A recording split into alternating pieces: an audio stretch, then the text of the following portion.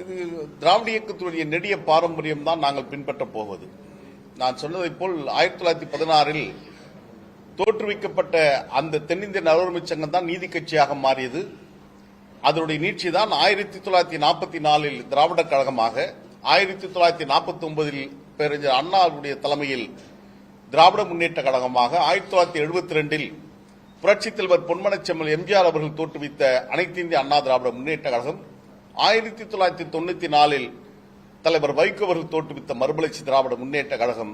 இன்றைக்கு நாங்கள் தொண்டர்களால் தொண்டர்களுக்கு தோற்றுவிக்கப் போகின்ற புதிய இயக்கம் திராவிட இயக்கத்தின் கருத்தியலை உறுதியாக இதயத்தில் பதித்து மேற்கொண்டு அதில் வெற்றியை நோக்கி நகர்கின்ற களத்தில் நாங்கள் நிற்போம். எப்படி சாய்த்தாலும் மேல் நோக்கியே எரிகின்ற தீபம் போன்று திராவிட இயக்க கருத்திலிருந்து சிறிதும் பின்வாங்காமல் அதில் நாங்கள் உறுதியாக இருக்க உறுதி கொண்டிருக்கின்றோம். 32 ஆண்டுகால அரசியல் பொது வாழ்வில் ஈடுபட்டிருக்கின்ற எங்களுக்கும் அந்த விருப்பங்கள் இல்லாமல் இல்லை. ஆக சட்டமன்றத்திற்கோ நாடாளுமன்றத்திற்கோ எந்த வாய்ப்பு கிடைத்தாலும் அந்த வாய்ப்பை மறுதளிக்கின்ற இடத்தில் நாங்கள் இல்லை.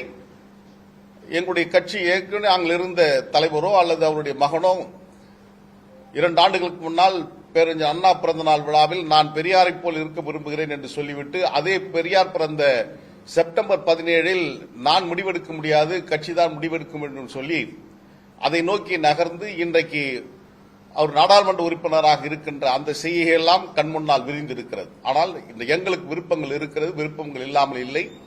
அப்படி வாய்ப்பு கிடைக்குமானால் நிச்சயம் கலந்தாடுவோம். அவர்களை பற்றி அவர்கள் ஒரு இயக்கம் தொடங்கி நடத்தி கொண்டிருக்கின்றார்கள். நாங்கள் எங்களுடைய பயணத்தில் நாங்கள் உறுதியாக செல்வோம்.